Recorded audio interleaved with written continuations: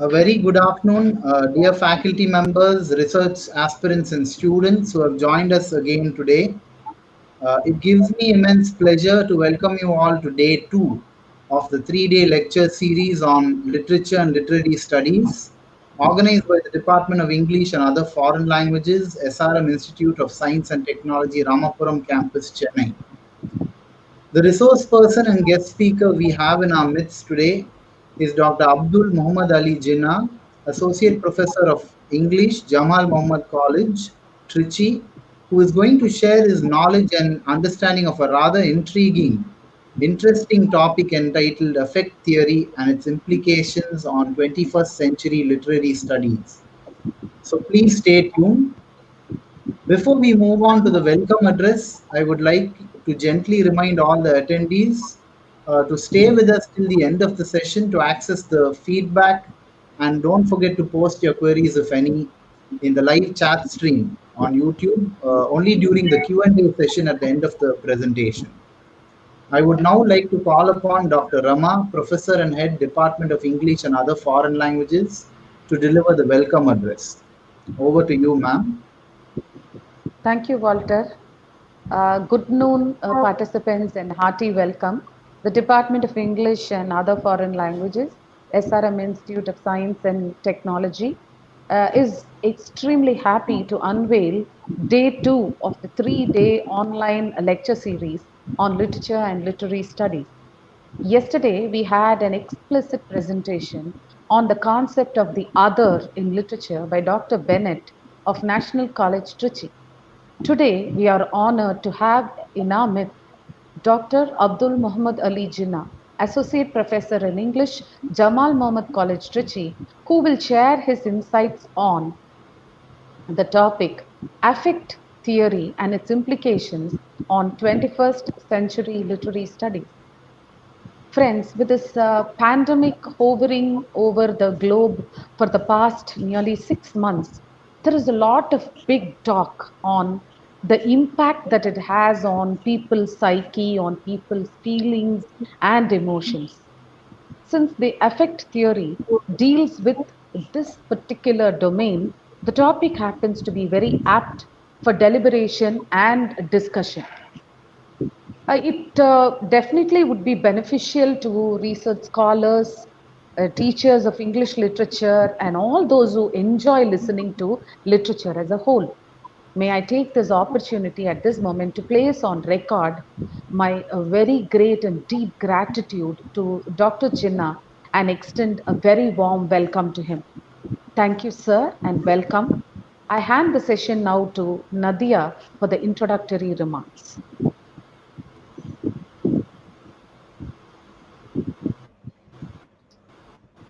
Thank you, ma'am. A very good afternoon. It is honor for me to introduce a man with a lot of charm, talent, and wit who is with us today. Dr. Abdul Muhammad Ali Jinnah, Associate Professor of English, Jamal Mohammed College, Tiruchirappalli, will deliver a talk on affect theory and its implications on 21st century literary studies.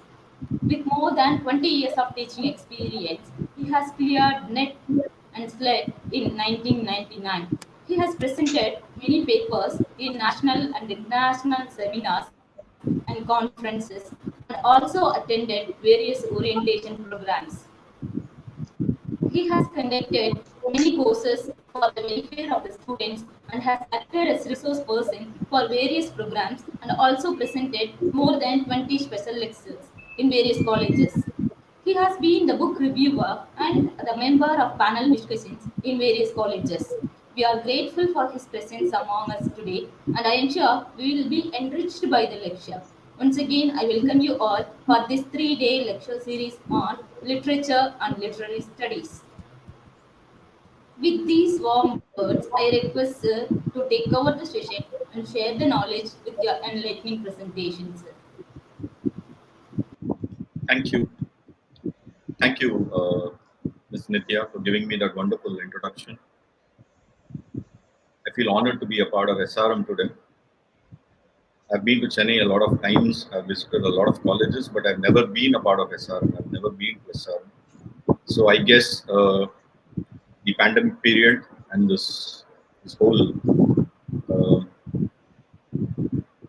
suffering that we are undergoing, it's given me a different option so that I can sit at home and talk to a lot of people in and around so many different parts of probably Tamil Nadu and maybe even the rest of India. It never had been in my mind that I would be speaking to people in such a different platform, but then it did happen. And as it was rightly pointed out by the respected head of the department, we are undergoing a siege-like crisis.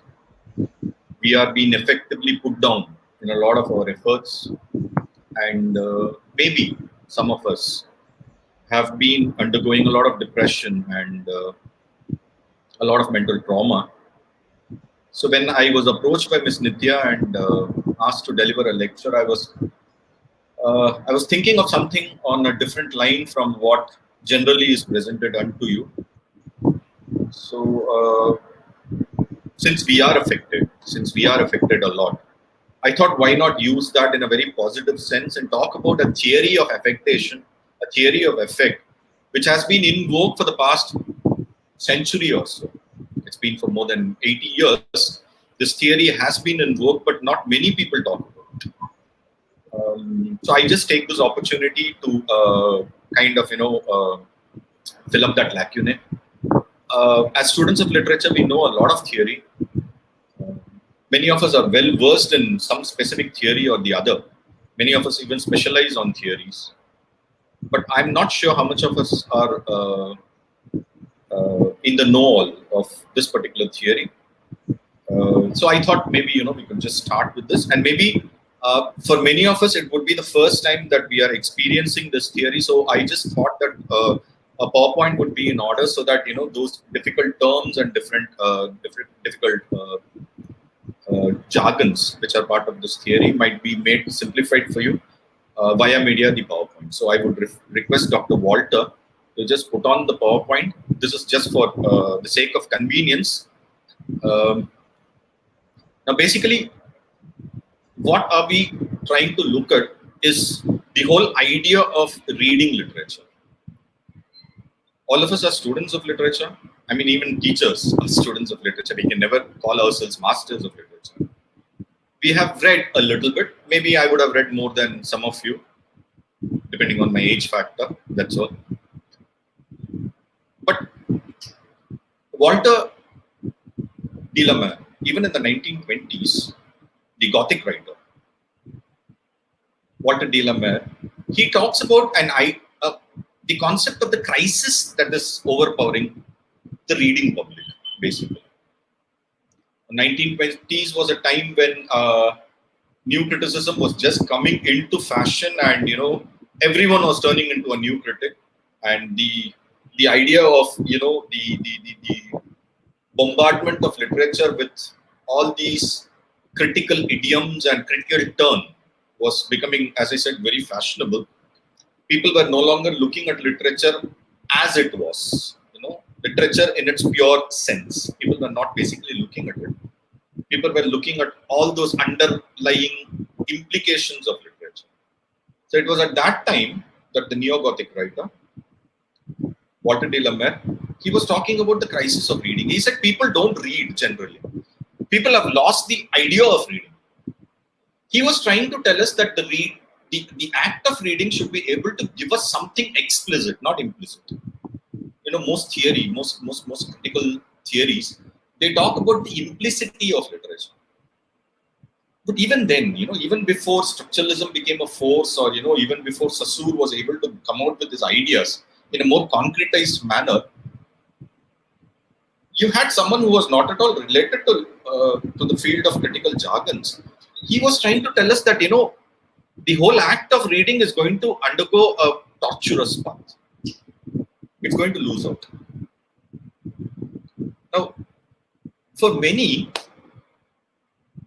Walter DOLLIMORE could be seen as the precursor of this particular theory that we are going to discuss in length today, and that is called the affect theory. I think what DOLLIMORE was trying to point out was very overt, in one particular aspect, as in what way does reading affect us? Can we move on to the next slide? This is the question that he's trying to ask. In what way does reading affect us? Affect theory comes only into vogue around the 1940s, correct? So the name of the person who is thought to have, coined that term, and the person who is supposed to have spread that idea cutting across various interdisciplines, is a person called Sylvan Tompkins, whose name is there in red. I've given it in red so that we can highlight that. But before we enter into Tompkins, I want us to also ponder over this. It's a very interesting question. It's a very serious question. It's a question that is worthy of analysis for us, because we are, as I said, we are students of literature. So I think I should ask you the very first question. Does reading affect us?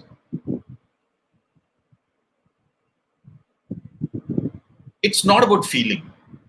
Okay? So on the outset, let us get the idea, let us bifurcate between the two words of feeling and affect. There are times when we read something, we feel moved by it. I mean, you ask any student of literature, the novice of literature, the one who has just joined literature, he or she would say that when I read John Keats, or maybe when I read Wordsworth, mostly, they are so much enamored with the romantic poets in the very beginning of their life. They would say that we were moved, we became emotional, we felt something on reading that one. Now, this whole feeling of something is a huge enigma which has been interrogated by people right from someone like Longinus down to Immanuel Kant, and down to someone like Francois de Lyotta. It's an enigma, I said, because literature does make us feel. Fine, we are moved when we read. But it's not about the idea of feeling, because feeling is something that is very momentary. You read something, you are enamored by it, you like it, you dislike it, you feel for it, you feel emotional about it, you hate it, you are anguished by it. All that is fine, but it's going to be more temporary. It's going to be more for the time. But the word affect moves it even beyond. Now, the term affect has been defined as something that manifests in our psychology, in our psyche, or sometimes in our physical being, and in some tangible ways, it converts us, it transforms us, it changes us. That's a difference I mean between feel and affect. To feel something is that you are moved by it momentarily for some time. You say, wow, what a great piece of work. Wow, it's fantastic. But to be affected, to have that as an effect, is something that is very, very tangible. It changes your personality. It changes you. It changes sometimes a society. It's a start of a movement. So when I read Wordsworth, just as an example I'm telling you, when I read Wordsworth, what I do is that I feel. But just imagine when Wordsworth read Rousseau, that led to a movement. So that's the difference between an affect and a feel. Now, my question to us, especially to the younger generation among us, is that are we affected by what we read? When Maxim Gorky wrote The Mother, he affected the entire Soviet Union. I mean, he created the Soviet Union. He created the USSR. Okay, you might tell me it was, it was Lenin or, Trotsky or Stalin to an extent. No. They were the philosophers, they were the activists behind it. But the ideology came out in a in a book, in a novel, in a not so well written novel. It wasn't the greatest of all narratives, but it was a narrative which moved millions of people. It affected them, and it created a revolution. And that's what I mean by it. That's what I mean by the effect that it has on us. I want you to go back to DOLLIMORE when he says that there would come a time when we would no longer be in any way affected by the whole process of reading. So I want you to look at it vis-a-vis what someone like Walter DOLLIMORE says, and someone like Sylvan Tompkins, he brings it. A kind of a balance. So the root question is, does it affect us? If it does affect us, in what way does it affect us? How does it affect us? How does that affect manifest in, okay, forget the entire general world, at least in people like us? I'm kind of using this kind of a division here because I firmly believe that there is a difference between us and the others, because we read. We don't read just for pleasure. We don't read just for getting a degree. We don't read just for reaching out to the student population or, to teach, to profess. I think we read because we have this innate understanding that literature shapes life.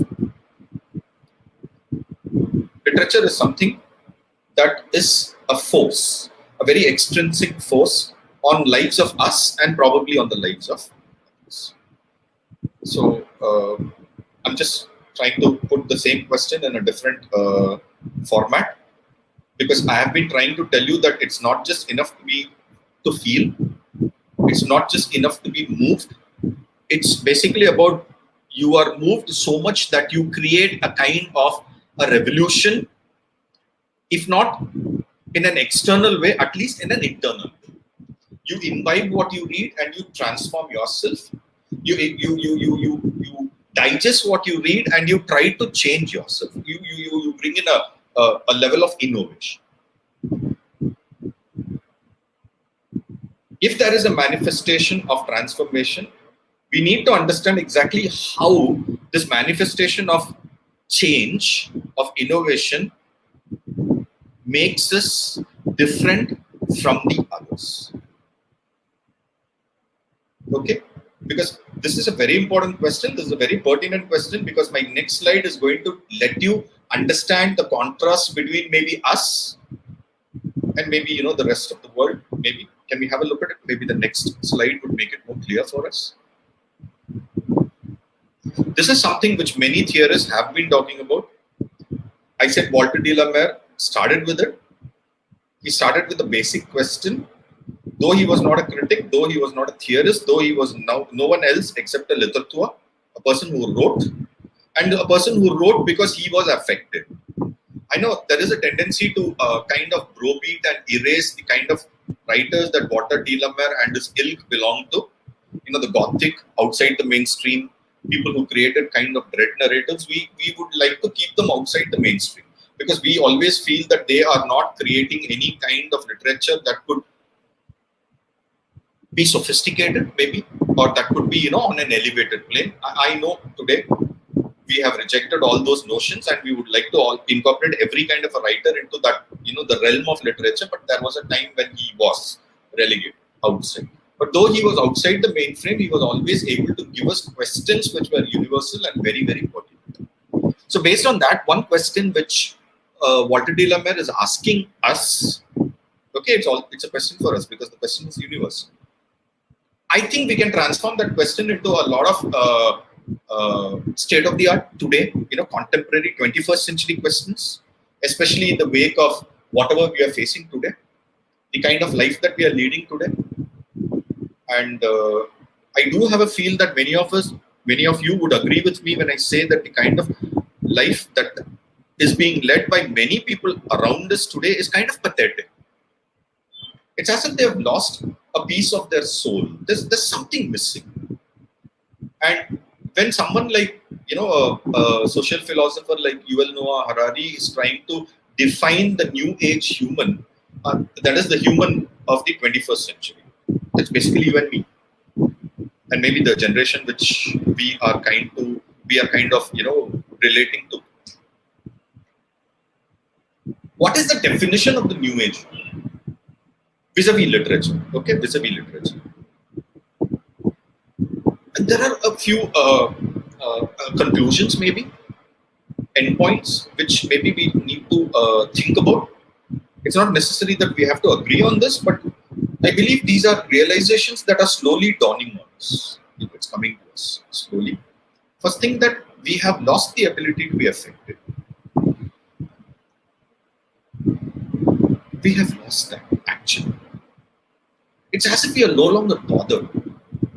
It's as if, we have kind of distanced ourselves from the whole idea of a social consciousness, the whole idea of aesthetics, the whole idea of a social responsibility that is ensconced in the sphere of literature.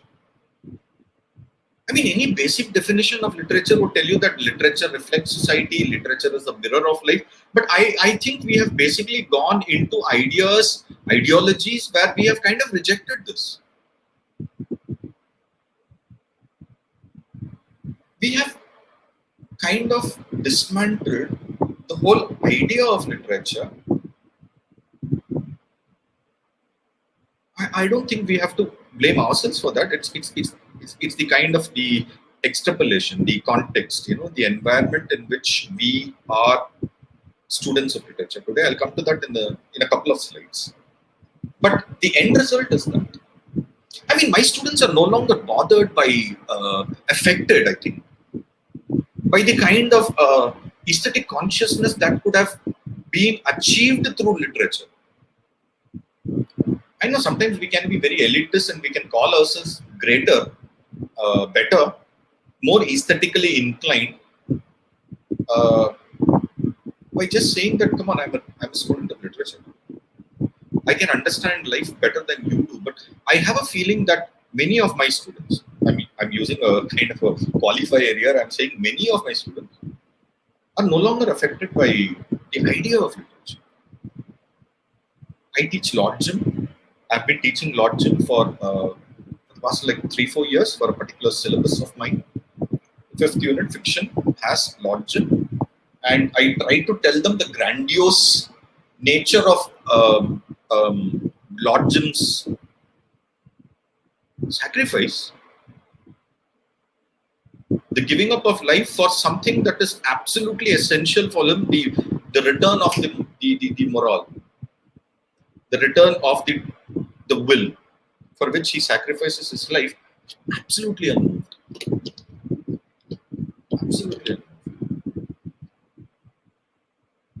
In some of my students, I have a very blank stare. So that brings me to the next question. Nowadays posthumanism always talks about the idea of the zombie.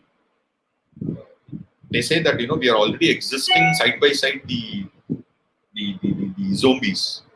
Zombie culture is already prevalent. That's what they say. For this, I want you to read the essay, the very beautiful essay called "Zombie Manifesto" by Embry and Susan Embry and Lauren. That will make you understand that the whole idea of the zombie, which we externalize in movies, in TV series, in games, and in graphic novels, in comic series. They say it's already there. We are the zombies. They say we are alive, but we are yet dead.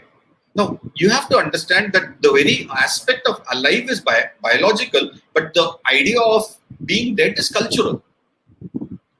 The very idea of the human, if you have lost the idea of the human, it means that you're no longer alive.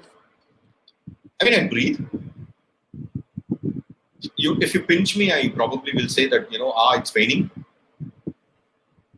But when someone dies and I don't even have an inch of pity, that's not being alive. That in the classic humanist definition of being alive, or maybe even in the postmodern definition of being alive, I mean, we are no longer alive. We are not alive. We are dead. That's because we have lost the ability to be affected. You understand the idea of how affect theory works? Affect theory works in the sense that, I know I'm talking basically only about literature, but affect theory is there in everything. It is there in stylistics, in linguistics, in psychoanalysis, in economics, every field, anthropology, sociology, political science. It's there in every field. Every field has this domain of affect theory that literally attaches itself and tries to kind of scratch us and make us awake. I am looking at it as an underlying factor of literature, which I'm sure you and I would probably, empathize with. See, empathize. That's the word. Can I hark you back to Rime of the Ancient Mariner, where the mariner commits a sacrilege, a sin, and immediately they are transformed into zombies. Right? Death in life, life in death. Those are the exact words. Right?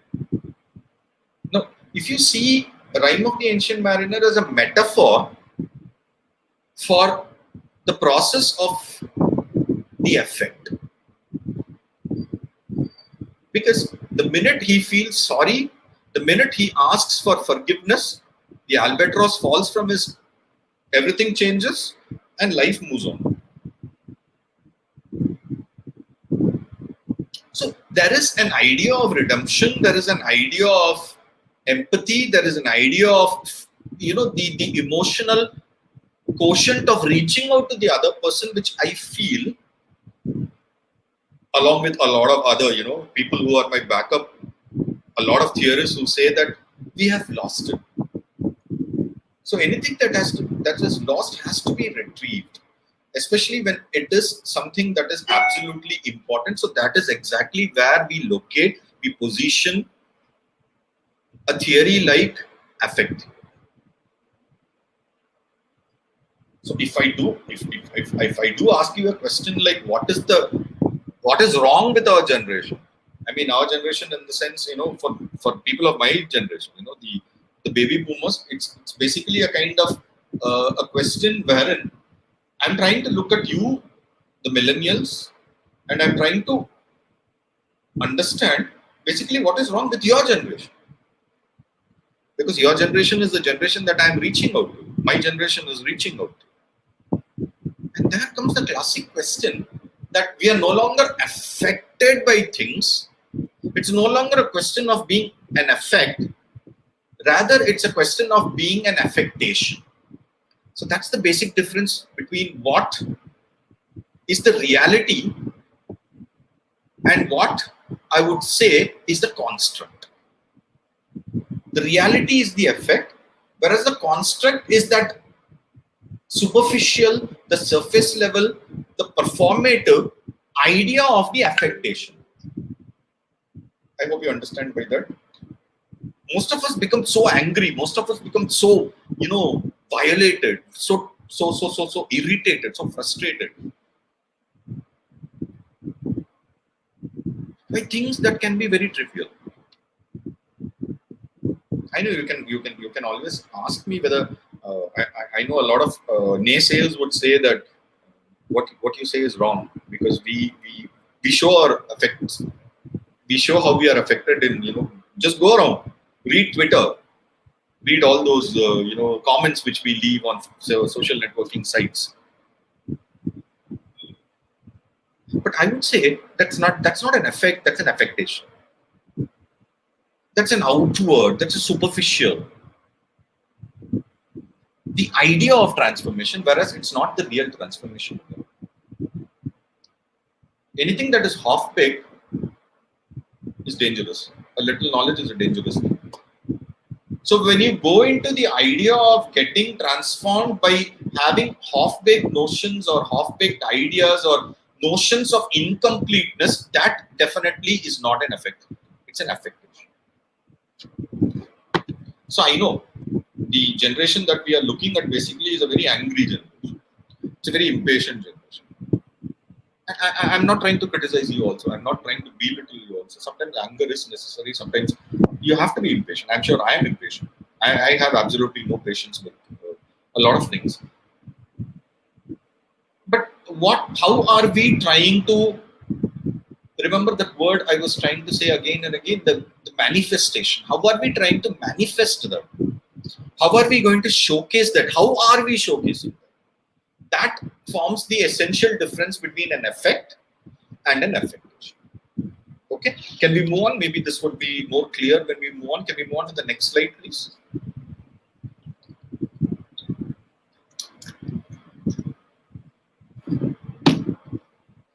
Okay.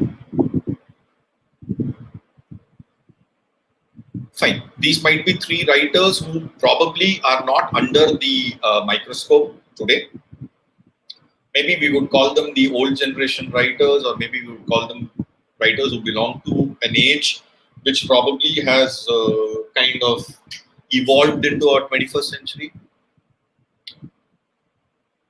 But I want you to understand that these were writers who were able to transform a society. That's the kind of idea that I'm trying to look at. For example, when we have someone like Charles Dickens, I know for us, or for my students today, Charles Dickens probably would not hold any kind of a light to the kind of writers of the present generation. They might say that Charles Dickens is boring. I personally have recommended Charles Dickens to a number of students, but I'm not sure how many of them have actually completed even the prescribed novels like Oliver Twist, David Copperfield, because they feel that it is too lengthy. They feel that it is too much for them to actually read and get into their skulls or get into their minds. But do you realize how much Charles Dickens was able to transform his generation? Do you realize how much Charles Dickens was able to pinpoint the follies of his society, the frailties of his society, and he was able to showcase that in the front of a lot of people who felt ashamed that these were the evils, these were the indignities that were being heaped upon thousands, lakhs of people, and they went in for an effective social change. You realize what we are talking about? We look at Charles Dickens only as one of the instruments in the long line of narratives and fictions. For us, he's a very important cog, maybe, yeah, fine. But he's just there. But please try to understand, my dear friends, he was able to transform a generation. He was able to transform a society. I mean, do we have writers of that kind of power, influence today? We might. I'm not saying that, I'm not negating the whole factor at all. But you need to understand that he was able to reach out because the people were ready to be chastised. What I'm trying to tell you is that the people were ready to acknowledge that what they did was wrong, or what is happening in society was wrong. Now that is effect. Cut the chase to the 21st century, a writer like Charles Dickens probably might not, as I said, hold water at all, won't hold a candle up to anything at all, because we are no longer affected. Or Dostoevsky, whose magnum opus Crime and Punishment was able to refine the sensibilities of a people who are not refined. At least that's the way the world sees them. Right? An absolutely ill-refined, ill-defined, ruffian, savage kind of people were able to understand the sensibilities of someone like Dostoevsky. And when Raskolnikov kind of suffers or undergoes the pain of an existential angst, an entire generation of people were ready to undergo that angst along with him. You have to understand that till the 1990s, or maybe even till the turn of the century, Raskolnikov was a character who was able to transform lakhs, crores of lives. But today we don't read. Or, a very few section of people actually read him and try to understand his sensibility. Even someone like Eliot was able to transform. I'm saying even someone like Eliot because today we are kind of reappraising Eliot's contribution to literature. Okay, fine. New historicist materialism tells us that we have to kind of counterattack, kind of retract on all our appreciations and praise for the earlier generation of writers. Fine. So we are doing that today. But someone like Eliot was able to transform an entire set of Londoners. Please understand that when he wrote The Wasteland, it had so many repercussions on the social fabric, on the moral fabric, on the post-industrial age. But do you know that just by reading that one particular poem, the corporation of London Corporation was so much stuck, guilty, because they had a conscience. And that poem was the sole responsible poem for the cleaning up of the Thames. We talk about his, his reach in so many different aspects. That's exactly what I'm trying to point out. But can you think of his, a poem, something that is purely into the literary domain, reaching out to the social workers and the social workers actually transforming themselves and making themselves better, and via media, that cleaning up the Thames. That is the kind of an effect that I'm talking. So these are the three writers who belong to different generations, who probably belong to different time frames and social geographical spaces. But the entire idea, the entire definition of literature in those times included a pervasiveness into your consciousness. That's what effect theory is. Can we move on to the next slide, please? Now, I'm just trying to give you examples of one or two important theorists who come under the domain of effect theory. One of them, of course, is Eve Sedgwick. Eve Sedgwick, you would know her more as a feminist, someone who talks about queerness and the LGBTQ plus issues. But Eve Sedgwick also talks about how the idea of effect, especially in literature, is absolutely essential. So when I do tell you about a writer like Charles Dickens, and if he belongs to the nomenclature of the fiction of effects, this idea is rooted in her philosophy. She talks about it first. She even talks about someone like Henry James, whom we would consider as a writer of modernist literature and someone who would probably distance himself from the reader and the material that he's trying to bring out. But she would refuse. She says that Henry James was also able to affect the sensibilities of an entire generation of people. The classic writer who she says is the biggest when it comes to effect is obviously Marcel Proust. Marcel Proust was able to transform. You understand, the central idea is one of transformation.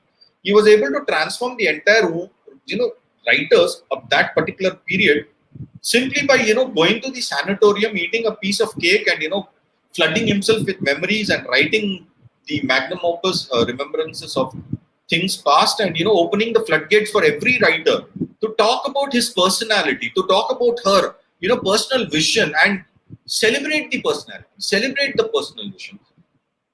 Mrs. Dalloway was a very influential narrative of that time, but it was made possible only because, as I said, Marcel Proust had already opened the floodgates.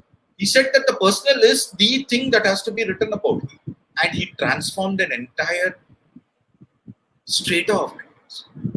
So you understand, when Sedgwick talks about how the writers have affected, the writers have transformed not just other writers, but they have also transformed an entire community of readers. What we are looking at is the idea of the power of literature. I think the power of literature is kind of become weakened from the time Charles Dickens wrote, and to the times when we are reading Charles Dickens today in 2020 or 2019, when we would have read it. Okay. So the idea of the power of writing, the idea of the power of literature, that's exactly what affect theory is all about. Can we move on to the next slide?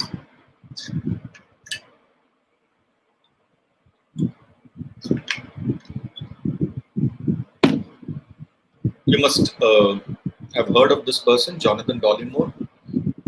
Some of you might have even heard him. He was here in India, I think, a couple of years back. He had a series of lectures. We know him obviously as the originator of cultural materialism.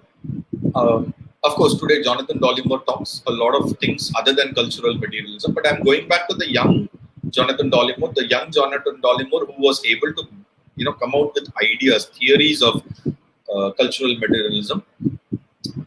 Now, Dollimore was basically talking about how culture as a materialist construct was able to manifest itself in the form of narratives, and how this manifestation in the form of narratives was having an impact on whatever we call today as pop. It's a kind of a two-way street, wherein let's talk about an idea of pop psychology or pop culture or pop literature, basically, was something that would seep into the mainstream, was something that could enter into the main domain, and through its entry into the main domain, it kind of changed the main, and in a kind of a sieve-like process of moving up and down, whatever it changed here would again go out into the popular medium, and it would reflect and it would change the popular medium also. Think of it in ways of, I can give you two examples, two different movies. One is Quentin Tarantino's Kill Bill as an example. And then, of course, the counterpart of Quentin Tarantino's Kill Bill, which came out in Tamil. It was a Kamal Haasan movie. I forgot the name of the movie. No, I forgot it. Kamal comes in two different roles. Alavandan, yes, thank you. So, Quentin Tarantino's Kill Bill and Alavandan. Now, these two are cultural materials which have kind of, you see Kill Bill as the mainstream, something that has reached the international, arena, moving around everywhere, whereas Alavandan, which came before Kill Bill, is part of our regional consciousness. Probably not many of us would have also watched Alavandan because it was considered to be a flop material. But try to understand how in that movie he is able to give you a lot of different impacts from so many different disciplines. I think one thing that Alavandan as a text, please understand that in today's cultural materialistic discourse, even a movie, even a mainstream movie, even a masala movie becomes a text. Okay, it's a discourse. So when you take that and you see that he's able to add so many different factors from so many different mediums, and creating a text which is so much different, it is so postmodern, it's so post-realist. For example, you have a movie, a live action movie in which you have animation that has been brought in. That was a kind of an innovation. And all that for, kind of descaling violence. Now that is a pop cultural interference which probably he thrust upon a lot of different people, including someone like, as I said, Quentin Tarantino. So you understand how the material moves from here to there. Even something that is, I'm talking about definitions from the larger dimensions. Even something that is so small, on a small scale, belonging to a particular state, is something that can affect on the international status. So today, Quentin Tarantino gets an Oscar. He's considered Oscar material. He's considered to be one of the best directors in the world. People all over the world know him, appreciate him, applaud him. But can you look at what kind of a link he has with someone who is our person, Kamal Haasan, who kind of, symbolizes the film media of Tamil Nadu. Look at how the effect has moved from the small to the large, not from the large to the small. So that's exactly what Jonathan Dollimore is trying to tell us, that there is something of an impact which could be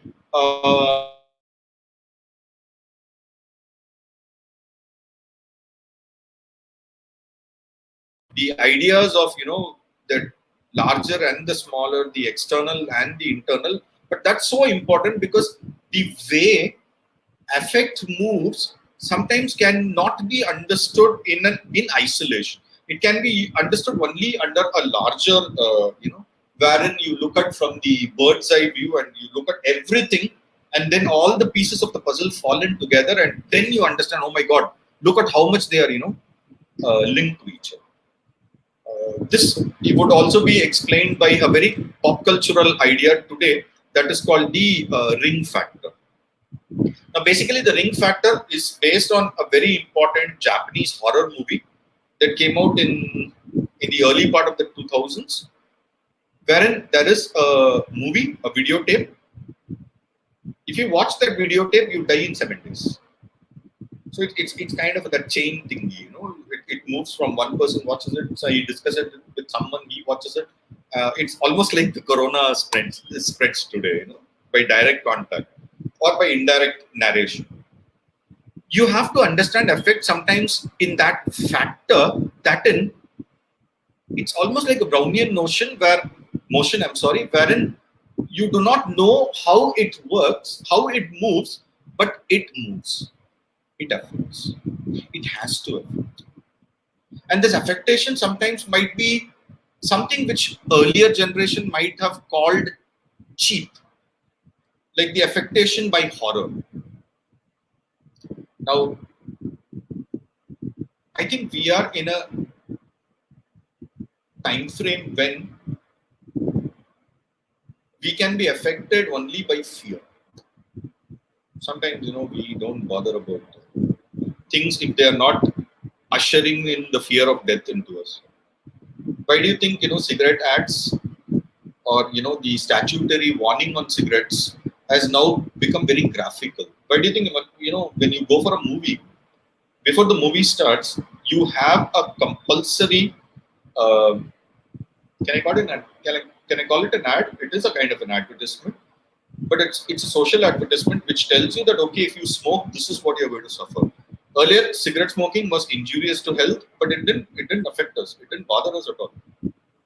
People were high and merry; they still used to smoke.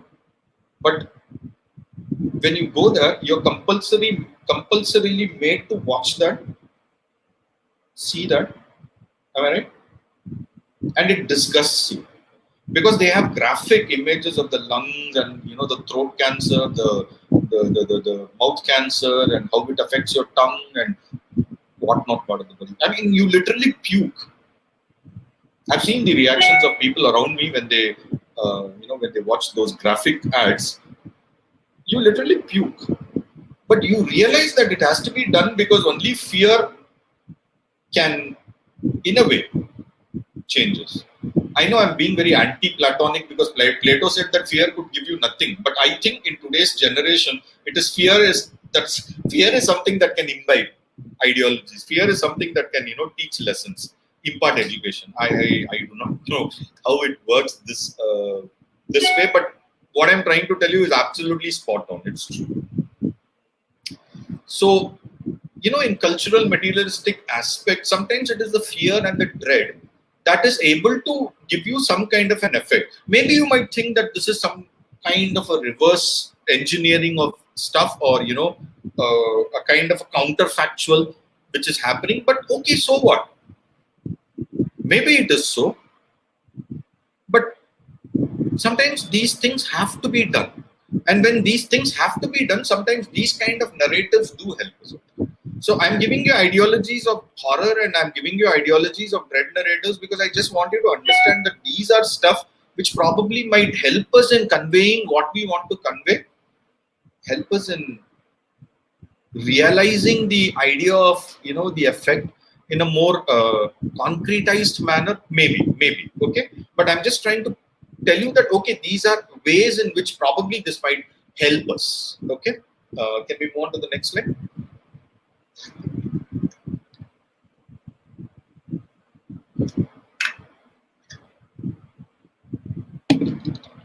I think I told you right in the beginning of my discussions with you that I'm going to talk about things which probably might not be very comfortable, but that's okay. I think discussions are always necessary, right? Sometimes we need to look at the, the larger, everything that is actually beyond our comfort zone. Also, sometimes it's absolutely essential. Now, one aspect of affect theory is that it's very anti-theory. It's not the theory which would gel with all the other so-called literary and cultural theories that we have been kind of imbibing within ourselves. Putting ourselves into, or as I said earlier, calling our areas of experience. So, in a way, an affect theory is against any kind of a conventional theory. Now, I hope you understand the paradox here. Conventional theory was in the earlier frame, it was the unconventional theory that broke the conventionalities. So anything from new criticism to Russian formalism to structuralism, post-structuralism, reader response, archetypal, the entire gamut. Postmodern, post-colonial, new historicist, Marxist in a way. Everything was considered to be something that read literature against its grain. It was something that, went against the tide. Okay, went against the grain. But you have to understand that sometimes unconventionality itself becomes the convention. I think that is the fate of all ideologies, maybe for want of a better word. I think that's the fate of all human philosophies and ideologies, that one day the very idea that transgressed becomes the convention. And in a way, the very act of transgression would remodel the earlier conventionality into unconventional. I would like to quote a theorist like Zygmunt Bauman, who said that, everyone talks about modernism and postmodernism. But what is the essential difference between modernism and postmodernism? Because when modernism came, they say that we want to make everything new. So modernism itself means new. And when postmodernism came, they said that we wanted to make it newer. He said that was simply a play of words. I mean, there is nothing called postmodernism. So he said that postmodernism is simply modernism in a new bottle. That's all. So he said that he came up with the idea of the liquid modernity. He said that every age is simply a modern age. Even the postmodern age is only a modern age. Now, do you understand that factor? Neoclassical age, when it came, it said that it is going to usher in something new. Via media, new in the sense, new for the English culture, for the English history of English literature. And then Romanticism came and said that we are going to do something new. So every time you use the word new, basically what you're doing is that you're creating, you're basically, you're either prefacing or suffixing the idea of Ezra Pound, who said everything, make it new. Everything is make it new. So in what sense is, this whole idea of history of English literature, starting from Chaucer to, let's say, someone like Eliot or the post-war age, or even the post-modern age, or the trans-realist age. Everything is new. If Zygmunt Bauman is trying to trivialize the whole idea of theory, maybe there are people who do not disagree with it. So, why do you think literature does not affect us anymore? Why do you think literature is no longer effective? Why do you think? Because there was a person who said that effective is a fallacy. Right? Wimsatt and Beardsley, they said that it is a fallacy. It's wrong. I mean, how do you say that? I mean, if you remove the entire idea of affectation, the effective, not affectation. The whole idea of the affective, then what remains in literature?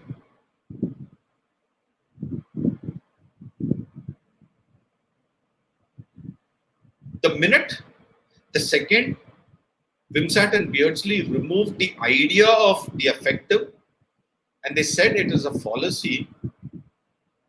The whole system of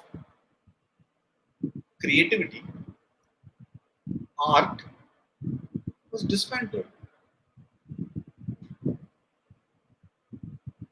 So the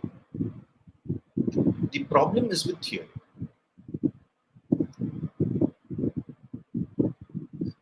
And today, we are brought up with so much of theory. We have so much of theory inside us. We are subsumed by theory so much that the minute you take a book, you read it not because you want to read it, you read it because you want to interpret it. From the very first line, you start your interpretation. That's what Paul Ricoeur says is the hermeneutics of suspicion. We start reading a book only with suspicion. We don't read the book because we want to enjoy reading the book. We read the book because we want to enjoy dismantling the book through the use of all our theories. And anyways, we have removed the author, right? The author is dead. So we are given a play toy, basically. And since it is our play toy, what we do is we literally trash it, counteract with it. That's what is called contrapuntal reading, right? We read it against the grain.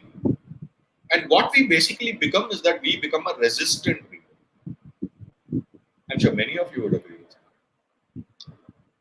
So I'm like that. There are many students who have accused me of, killing the book. Because they say that, they have read the poem in all innocence and then I come up with my ideas of theory and I apply some, theory into it. And then they say that you have killed us. You have killed the poem for us. You have killed the novel for us. Many have even called me the devil for that. That is the kind of reading that we do because of theory. So what we become is the resistant reader where, everyone talks about the critical distance. Please don't read it as, don't put yourself into it. I think this was the idea that was propagated by the new critics and I don't know why it hasn't died down in more than 120 years. Why we still follow that. I think that's a very interesting question for scrutiny. But everyone talks about the critical distance. When I was doing my PhD, my guide said that, you distance yourself from the topic. But it was a topic that was very close to my heart. But he said, no, you have to distance yourself. You have to see yourself as a critic. You cannot see yourself. I failed to understand why I could not be a critical reader. Why should I be only a critic? Why cannot I be a critical reader? Giving more emphasis on the reading aspect. But that's the way it is all about. And when we do that, when we play this kind of a game with the text, what we are basically trying to do is that we are trying to outsmart the writer. We are trying to prove that we are smarter than the writer. Maybe we are in many occasions, especially when you read some of the books nowadays. I'll put that as a qualifier. Maybe you are, maybe we are, but not every time. I mean, a writer has a kind of a genius, right? That's why he or she is able to transplant his or her ideas into writing, and that is why it gives us so much of, it should basically. It should give us what Barthes would say or Lacan would say, the jouissance, the pleasure of reading. But we are no longer into the pleasure of reading. We are basically about the pleasure of interpretation. We are basically, as I said, we are trying to outsmart and we are trying to prove ourselves more clever than the writer. And we want to be the boss because everyone tells us that reading is such a passive activity. We are trying to change the whole activity of the passiveness into something that is more and more active in some way or the other. And there's always this, we always, even when the writer comes up with something amazing, something that is absolutely shocking, something that completely changes the narrative, we try to say that I expected this. I knew this was going to happen. What we are basically doing is that we are outpacing the writer. He might be in the, let's say he or she might be in the 12th chapter, but we are already in the 25th chapter. And by the time he comes there or she comes there, when the narrative reaches there, and when it is what you have expected, then you say, nothing. I already knew this. And if it is something that is not what you expected, also you would not accept that. You wouldn't be surprised. You wouldn't say, what a mind-blowing, resolution, or what a mind-blowing ending. You would say, this is so anticlimactic. This is not the ending. So in every way, you're playing a devil's advocate. You say yes to this and no to that. So how else? What else is the process of reading then? You understand? In these 100 years where theory has kind of, encompassed the entire strata of literature, what has happened is that we have lost the process of reading, basically. I think we need to go back to, the kind of writings, like, for example, Umberto Eco's idea of, for example, there is this book of his that is called Why Do We Read the Classics? Now, I know that Umberto Eco is also a very important contributor to this whole idea of, post-modern narratives and, postmodern interpretations of narratives. But even he said there was a line, you draw a line somewhere and, at least apply it to some text, but don't apply it to all the texts. Some texts you please read for the enjoyment of reading. Don't read it for the enjoyment of interpretation. Why do we have to interpret that particular text?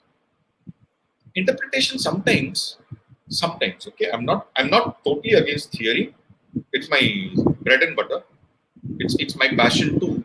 But there are places where we need to draw a line. And that place where we draw a line is where exactly, a theory like affect theory actually comes.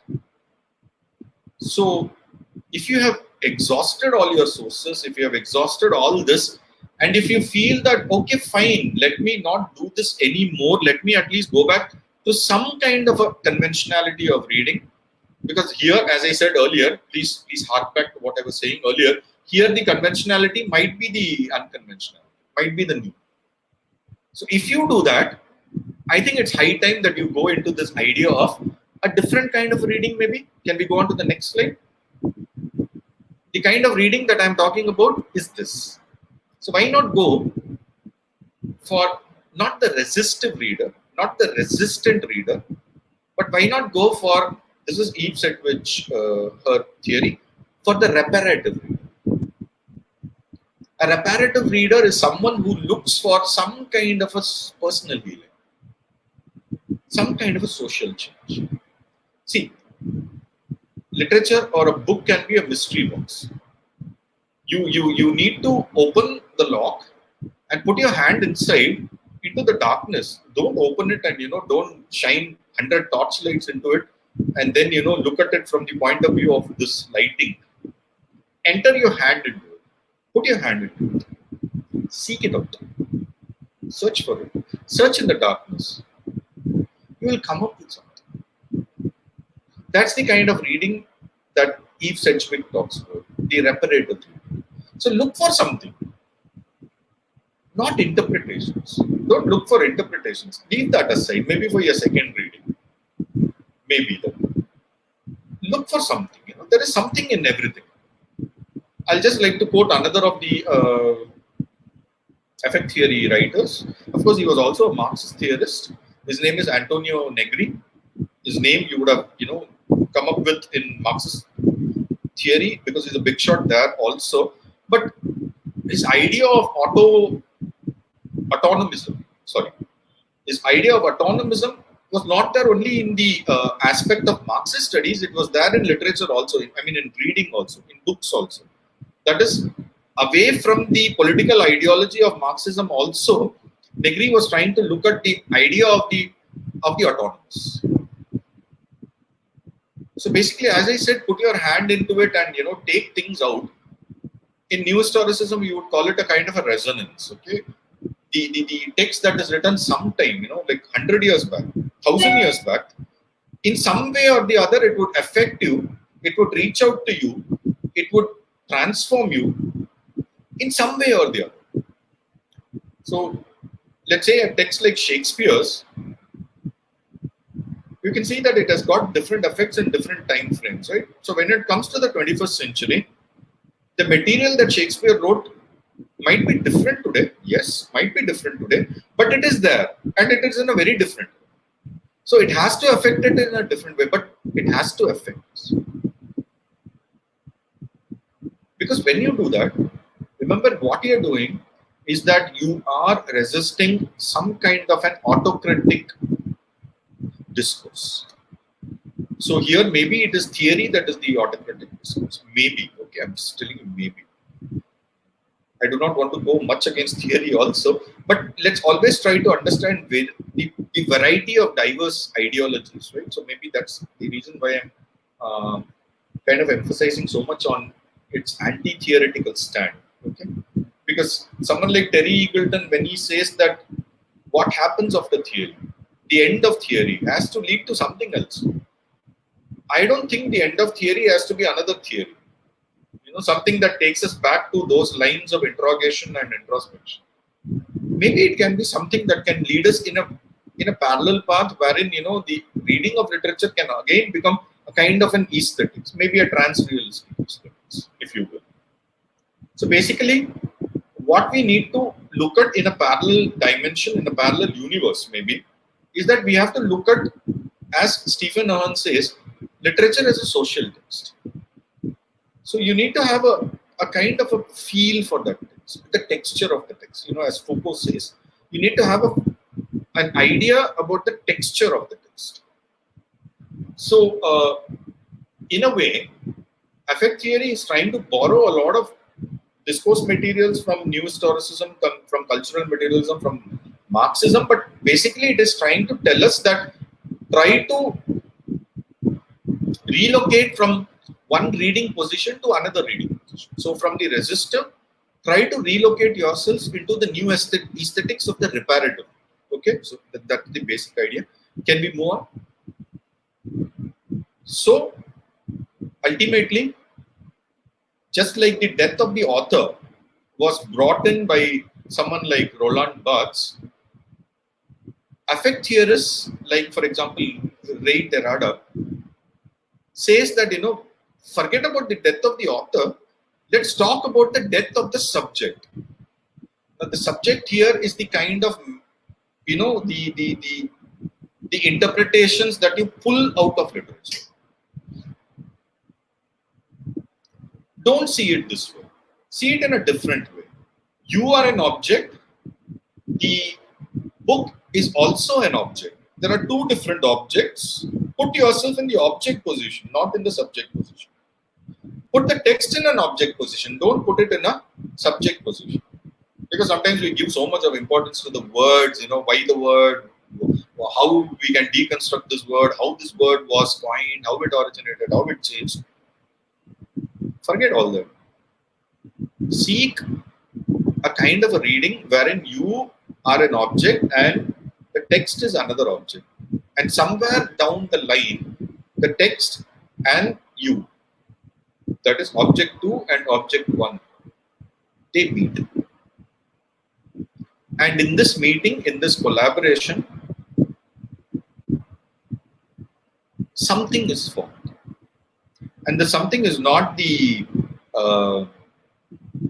interpretation.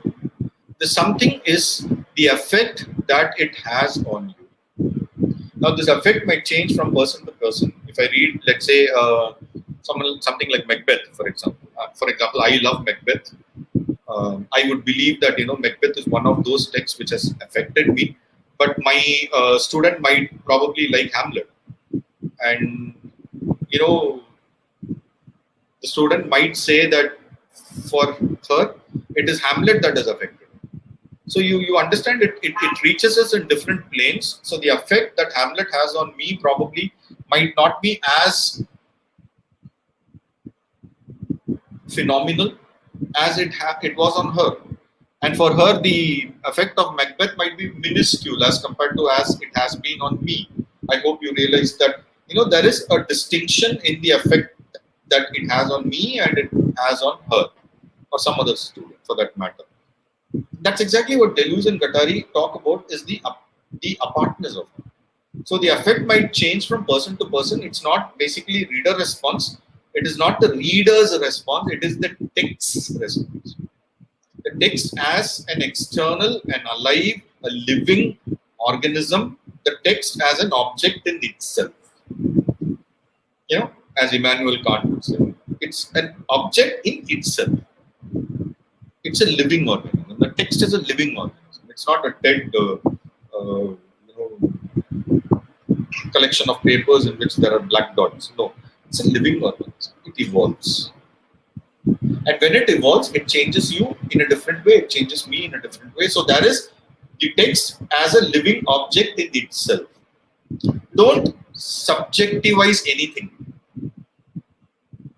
Keep everything as an object. Please objectify yourself also. How long are you going to keep yourself the central? How long are you going to harp about your importance to everything? Keep yourself as an object which is interacted with, some kind of a reaction that is happening because of its closeness or confluence with another object that could be the text. I think that is one way of looking at it. If you do that, you understand the text is a kind of a fluid, living bioorganism instead of simply, as I said, a dead matter, a dead paper. Can we move on? I think I'm coming to the end of my talk, my discussions. Please be affected. Please be affected. Please teach your students to be affected. Because I think we are at a very crucial juncture of our lives. We see our lives slowly dissolving in front of us, dismantling in front of us. So I think I would, like to kind of quote someone like Matthew Arnold and say that, okay, fine, if you're losing all the moorings of our life, if you're losing all the anchors of our life, there is one particular anchor which can sustain us, and that is the book, the literature, the poetry, the fiction, everything. I think it's time we understood that we have to go back to a time when we sought solace in our imaginations, in our written materials, in the world that was created in our fictional realms. So I think the idea of the effect is absolutely important because it can teach us a lot of things. It has to teach us that there is a sense of shame. I think we need to be ashamed of our times. I think we cannot be so thick-skinned and, say that, everything is okay. Things go on. Everything is, as it is. It's time from the theory, we come to the praxis. It's time we try to apply ideologies into real life and real-time situations. As students of literature, I think we owe the world that. We start practicing what we do. We start practicing what we preach. And literature is the thing that we preach.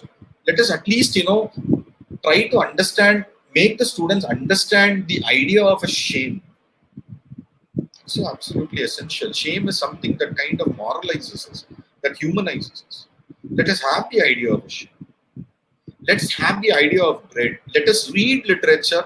Let us understand the implications of literature. Let us understand that literature is trying to tell us that, look, these are realms which are dangerous. These are dangerous streets to walk on. These are dangerous paths. Sometimes fools do rush in where angels fear to tread. Let us tell them that these are places where you can tread and these are places where you cannot. Let us teach them the idea of fear.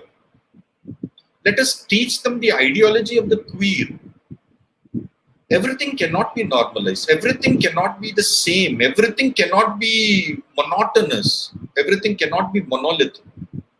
Everything cannot be brought, beaten, molded, transformed into a singular track.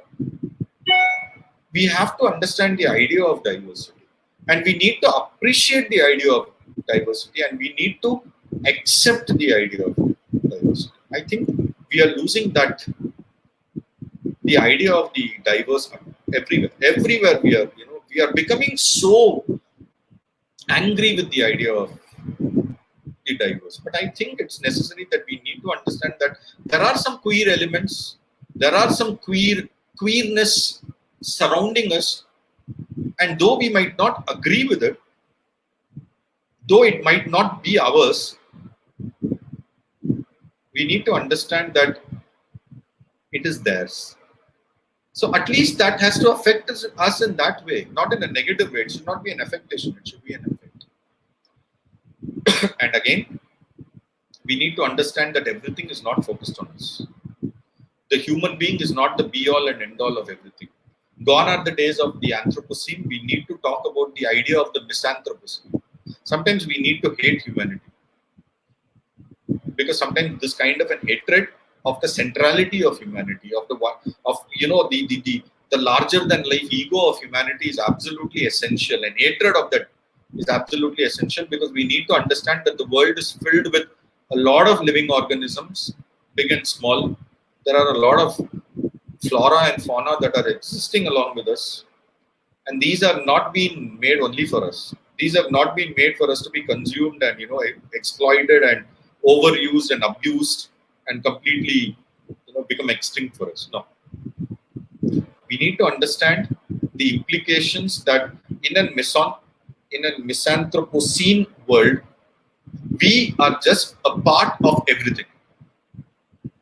So effect theory, in a way, challenges the notions of all those, the centralities, and tells us that there are multiplicities, there are strangeness, there are diverse ideas, there are diverse ramifications which we need to ultimately put into the bundle of world, the bundle of earth, the bundle of life, and be happy over it. Thank you so much. It was great talking to you. Thank you. So over to the administrators. Thank you. Thank you so much, sir. That was really a thought-provoking, eye-opening presentation. Your depth of knowledge is just mind-blowing. We have received a lot of positive feedback from the participants in the live chat stream, and of course there are a few questions also which I will. I'll just tell you, initially there were a couple of questions in the chat stream that I'll just read out to you, and a couple of questions I'll make them appear on the screen as well. So the first question was, would you say that people want to express that they are affected by recent experiences which anger or sadden them, but inside there is no transformation in their beliefs or values? Recent they are affected by recent experiences which anger or sadden them, but inside there is no transformation in their beliefs or values. I'll ask this. I'll answer this with a counter question. Do you really think we are going to change? I was just part of a webinar last week, and we were talking about how the pandemic has affected us, as you said very rightly. It has affected us. It has made us angry. It has made us frightened. It has kind of made us view our life and the perspectives that we have in life maybe in a different fashion. And someone was we were kind of having an argument, and someone was arguing very vociferously, saying that it will change us. The world will not be the same again. We will learn from all this. And my answer was very simple. I said, hats off to your positivity, sir. I'm so happy that you're positive. But 100 years ago, in 1920, we had another pandemic which was called the Spanish flu. I'm sure most of you would have read about it. It's viral today. Everyone talks about how pandemics come to us in every 100 years. So doesn't that mean that we would have learned the lesson 100 years back? In 1920, we would have learned the lesson and we would have transformed ourselves, right? Were we careful? Maybe we would have been careful for a couple of years. Maybe we would have, been better. I'm using it for the want of a better word, actually. So maybe we would have been better. Maybe we would have been more humanistic. But for how long? I mean, if we had sustained that, probably we wouldn't be facing these problems today. I think it is the nature of humanity to suffer and be transformed. Be affected, obviously, and from that effect, we get ourselves transformed. Absolute, true. I agree with the person who has asked this question 100%. But it's not going to be for long. We are not going to be alive in 2120 when probably the next pandemic would affect us. I'm not going to be alive.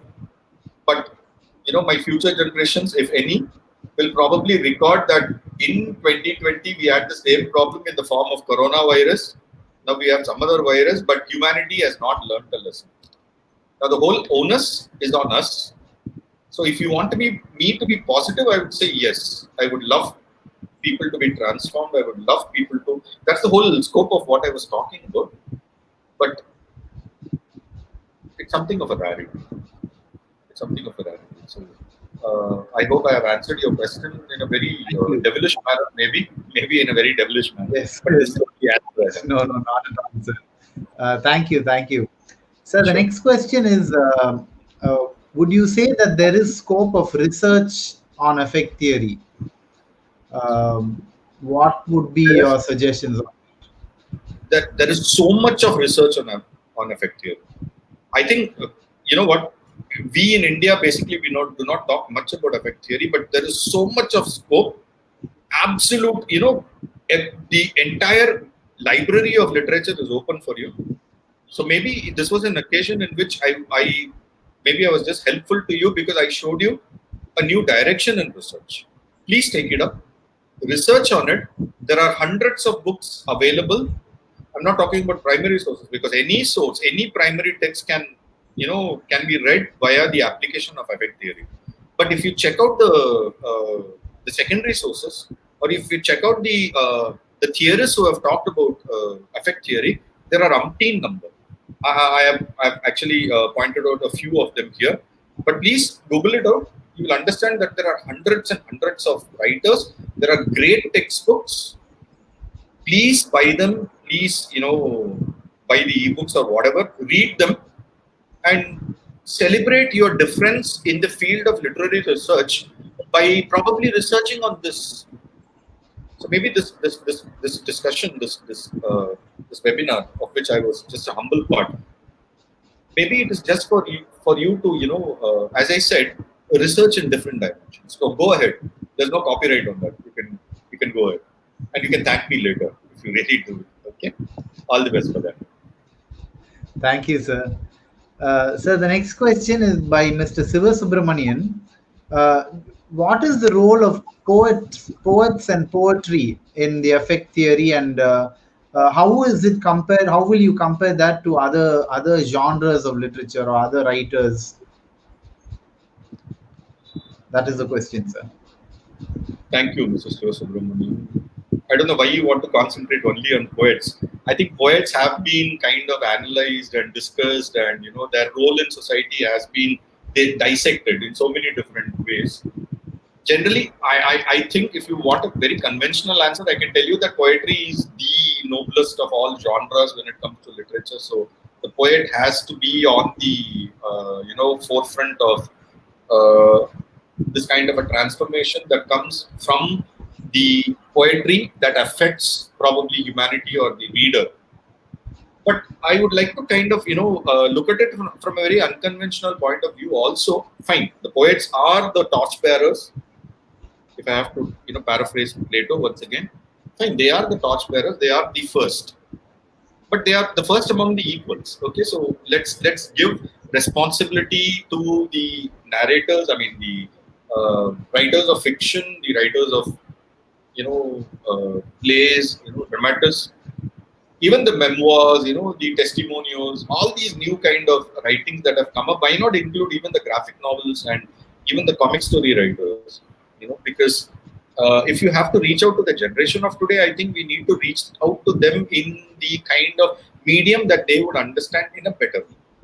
So I would equate with your insistence on the poets, but I would also like to share my view that let us also give the equal responsibility to the other writers of, the writers of the other genres.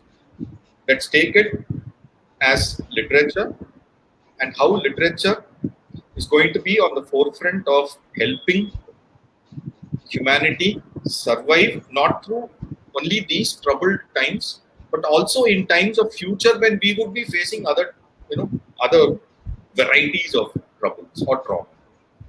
I hope I have answered your questions. So the next question is by Dr. Nagamani. Okay. On your screen, you can see, sir. Where teachers have little role. I don't agree with you, ma'am. I don't think we have any little role. We still have a major role, and we can still affect. I know. When I started out with a feeling of anguish that my students are not listening to me. I agree with that. But see, 20 years down the line, I have faced a lot of ups and downs in my teaching career. I'm speaking from a very personal point of view, because as a teacher, I have seen my ups and downs. There were times when I was so depressed, and I seriously wanted to quit the aspect of teaching. I said, no, I'm not going to teach anymore. Maybe I should try some other avenues. Maybe I should go and become someone else. There was a time when I did, as I said, throughout my career, there were times when I felt that teaching was such a thankless profession. But somewhere down the line, some student would always come up, and that student would kind of make us look at our career, our profession, our vocation in a very different way. So for all the future teachers, my students whom I have offered, when they came and asked me, sir, I'm going to become a teacher, what should I do? I would say that, search for that one student in your class. There would be at least that one student. Teach for him. Okay, I belong to a gents, boys college, so I talk only in the masculine he, gender. Please do not misunderstand, but let us take it in that way. There will be one student, at least one. Teach for them. For them, you affect their lives. I'm sure Mrs. Nagamani would agree with me that in her teaching career, she would have come across at least a handful of students who would meet her and tell her that, ma'am, you have changed my life. You have affected my life. So our role is never going to be minor. Even when we are online, even when we are interacting like this, we are not even looking at each other. Our role will never be minor. So let's take it in that sense. We will always affect them. There was one more question that came up. How we could implement affect theory in literary works, especially in the contemporary works. I think that's a very interesting question, Nikhat, for me. Nikhat, I think that we need to implement it. You see how contemporary literature works. Contemporary literature is a kind. Let's take the kind of writers that we have in the contemporary era today, and the kind of readers that our students are reading. Okay, I say our students. I do not know whether you are a student or a teacher. I do not know whether you belong to the newer generation or my generation. But whatever it is, I hope you know that the reading database that we collect from our students around us, or with us. Look at the type of reading material that they have. Look at the type of writers, the narratives, the ideology of those narratives, and the kind of, can we call it a vicarious pleasure that they get out of it. I'm not trying to name any writers here. I don't want to belittle anyone, but there is an element of a vicarious pleasure that is always existent in the writings of today. And they kind of shape the community as we know it. As I said, affect can be both negative as well as positive. So I need you to understand, Nikhar, that the way in which it affects the reading community of today, and focus on how that effect leads to a kind of a positivity or a negative. I'm not using the word good or bad. I cannot do that. But what direction does it take the readers of today? That is the kind of research, if you're willing, if you're eager for that, if you feel that you have the required heart and mind for that, I think that is the kind of research that we need to do. So I would find your question interesting if you're able to apply that. That's why I was talking about the idea of praxis. Please apply this into real life, into society, into our teaching, into our reading, into our analysis. So if you're able to do that, you can always come up with what is your your conclusions, and what are your findings, and get back to me. Maybe we can talk about this on a better on an equal plane. But it's there. Sir, could we take two final questions, sir? Yeah, one is by catharsis, as catharsis is not just an effect but affectation. See, catharsis is the way it moved you. So maybe I think that's an excellent point out there. Maybe it can be traced back to Aristotle's idea of the catharsis. True, absolutely. But the kind of effect that we are trying to talk about here is, remember, I was talking about a kind of a personal expression as well as a social experiment also. So that's why I talked to you about Charles Dickens or Maxim Gorky or writers like Dostoevsky, because they were not just able to transform the personal, but they were also able to transform a community. They were also able to transform a society, which is a group of individuals, right? So basically, catharsis was about looking at that and trying to purgate yourselves, purgate all your bad ideas, and finally look at the end of the play or the moral of the moral of the play as something that could help you become a better person.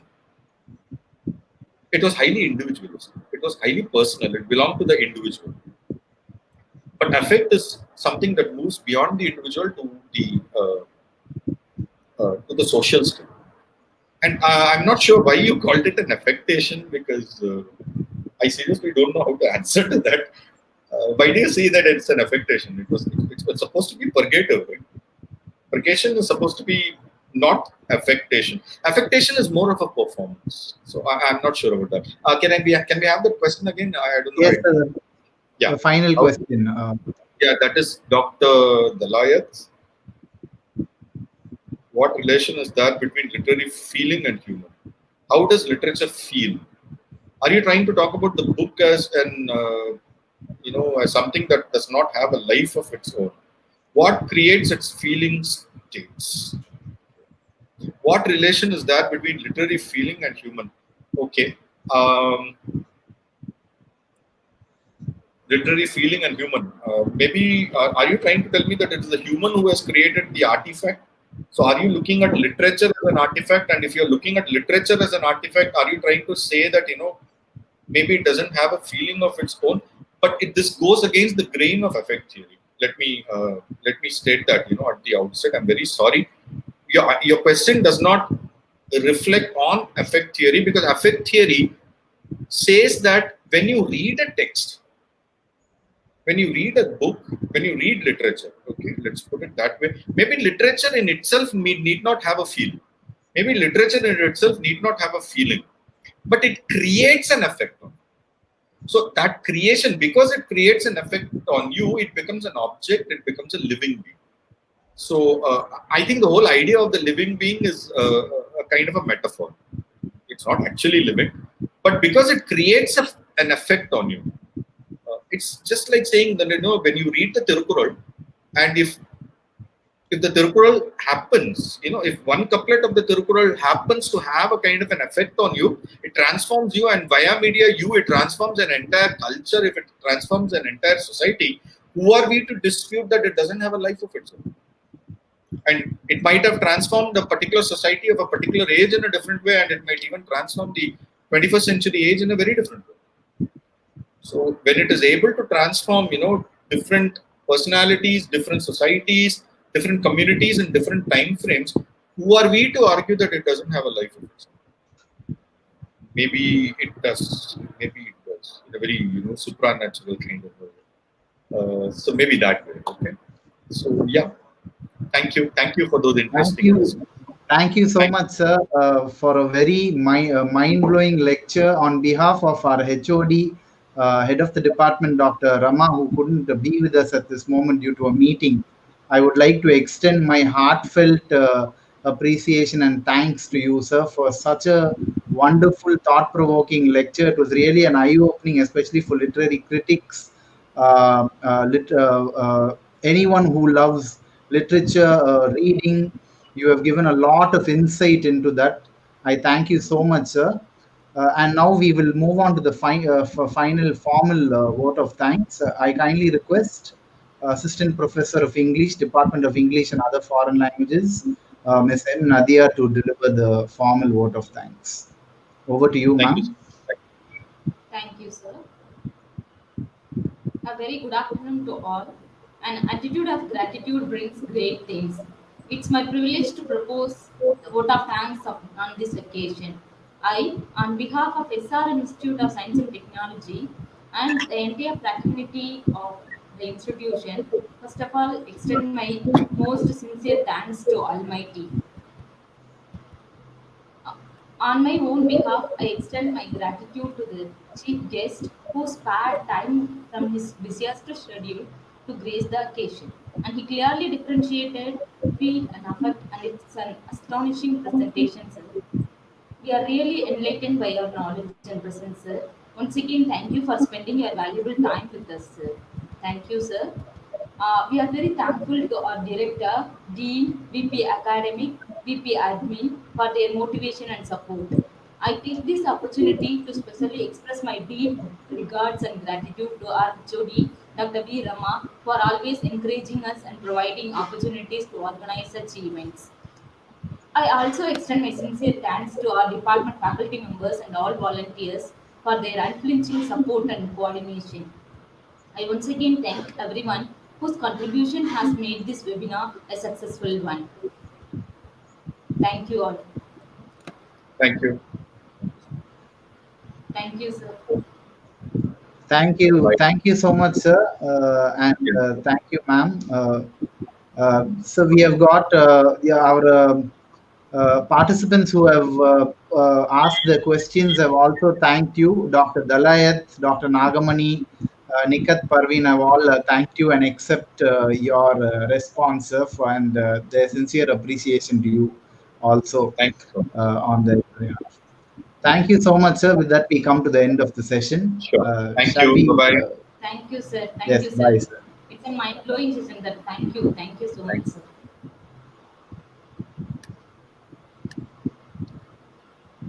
You can go ahead and leave the studios at the bottom of the.